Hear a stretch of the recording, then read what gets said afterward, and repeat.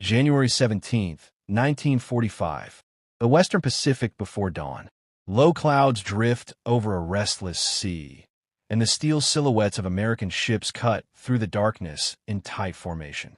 On the decks, the air smells of salt, oil, and cold metal.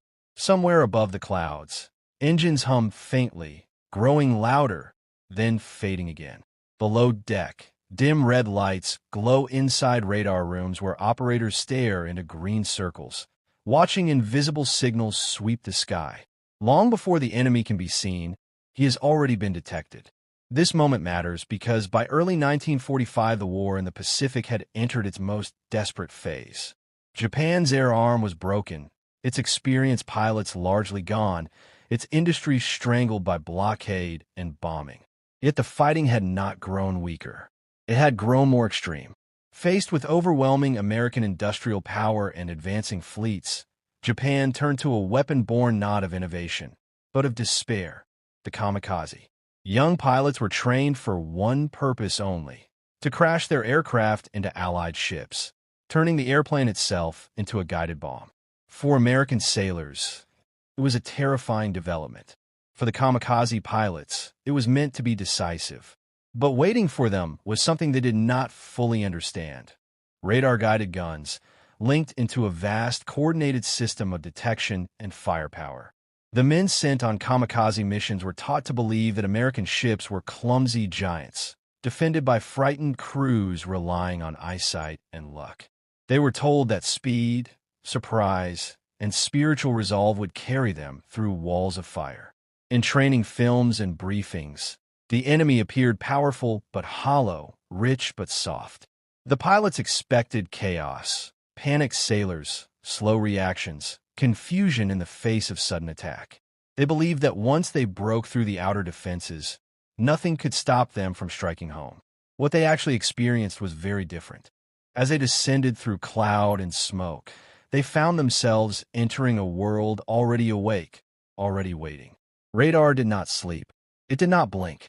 Long before a kamikaze pilot could see the gray shape of a carrier or battleship, American radar sets had tracked his approach, calculated his speed, and passed his position from ship to ship across the task force. Orders moved instantly through circuits and wires. Guns elevated. Directors turned. Proximity fuses were set. The sky ahead was not empty. It was prepared. By late 1944 and early 1945, the United States Navy had built the most sophisticated integrated air defense system in the world. Shipborne radar, such as the SK and SG sets, could detect incoming aircraft at ranges of more than 100 miles under favorable conditions. Fire control radars like the Mark 37 system did more than see. They aimed. They fed precise data directly into gun directors, allowing 5-inch dual-purpose guns to track fast-moving aircraft automatically, even at night or in bad weather. Smaller weapons, from 40mm Bofors to 20mm Oerlikons, filled the air with layered fire. American after-action reports from battles such as Leyte Gulf, Iwo Jima, and Okinawa show a clear pattern. Kamikaze aircraft were often detected 30 to 60 minutes before reaching their targets. Combat air patrols were vectored to intercept them far from the fleet. Those that broke through faced a wall of radar-directed anti-aircraft fire that grew denser with every mile.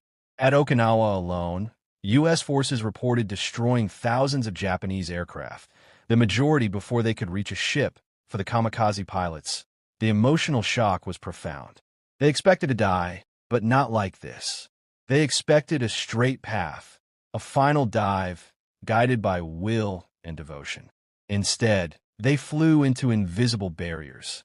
Shell bursts appeared with unnatural precision, exploding not where the aircraft had been, but where it would be. Planes disintegrated around them without warning. Survivors' accounts, recorded after the war, describe a sense of helplessness, of being hunted by something unseen, something that could not be challenged by courage or sacrifice. The sound became a symbol of this realization. A steady mechanical pulse, the radar sweep, a quiet, repeating signal that meant detection, calculation, and inevitability. For American crews, it was reassurance. For the attackers, though they could not hear it directly, it shaped their fate. The pulse represented a kind of warfare they had not trained for: industrial, systematic, and unemotional. No individual bravery could disrupt it. Historically, the effectiveness of radar-guided guns was measurable. U.S. Navy statistics show that by 1945, radar-controlled anti-aircraft fire was several times more effective than visually aimed fire. Proximity fuses, which detonated shells when they came near an aircraft, further multiplied this advantage. Introduced earlier in the war and perfected by 1944, these fuses turned near misses into kills.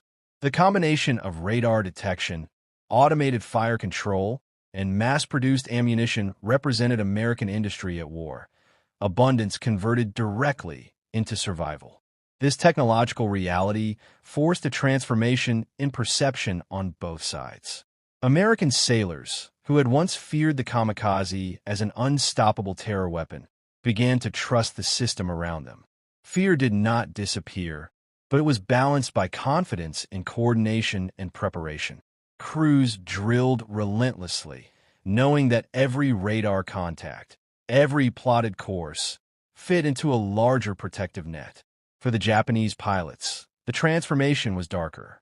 The kamikaze strategy was meant to restore balance through sacrifice, to overcome material disadvantage with spirit. Instead, it revealed just how wide the gap had become. Radar-guided guns were not a single weapon to be destroyed, but part of a network. Even if one ship was hit, dozens of others remained, their radars still sweeping, their guns still tracking. The pilots came to understand, often in their final moments, that they were facing not just ships, but a system, a manifestation of American industrial democracy, where engineers, factory workers, and sailors were all linked together in purpose. The symbolic pulse of radar continued day and night during the Battle of Okinawa, the largest amphibious assault in the Pacific War. For nearly 3 months, American ships stood off the island under constant air attack. Kamikaze strikes damaged and sank vessels, and thousands of sailors were killed or wounded. Yet the fleet held. Radar screens glowed without pause. Each sweep represented endurance, coordination, and an ability to absorb loss without collapse. It was not invulnerability, but resilience. By the end of the war, Japanese military analysts acknowledged the failure of the kamikaze strategy to achieve its strategic goals. Post-war evaluations pointed to American radar and anti-aircraft systems as decisive factors. The terror weapon had meta defense that removed surprise, compressed reaction time, and reduced individual attacks to data points on a screen. In the end, the story of radar-guided guns is not just about technology overpowering courage. It is about how societies fight wars. The radar pulse symbolized more than detection. It symbolized abundance of knowledge, of coordination, of production. Each sweep was powered by factories thousands of miles away, by scientists who had turned theory into hardware, by crews trained to trust instruments as much as instinct. As the Pacific War drew to a close, the skies over the American fleet remained dangerous, but they were no longer mysterious. The invisible had been made visible. The unseen had been measured and answered. For the kamikaze pilots, terror came not from fear of death, but from the realization that their sacrifice vanished into a system too large to feel it. Long after the guns fell silent, the lesson remained. Freedom and democracy did not rely on a single heroic act, but on countless coordinated ones. Engineers, operators, sailors, and workers bound together by shared purpose. In the quiet hum of radar equipment, in the steady pulse that never tired, the war revealed a larger truth: that in modern conflict, endurance and cooperation can be more powerful than fanaticism, and that abundance, when organized, becomes its own form of defense.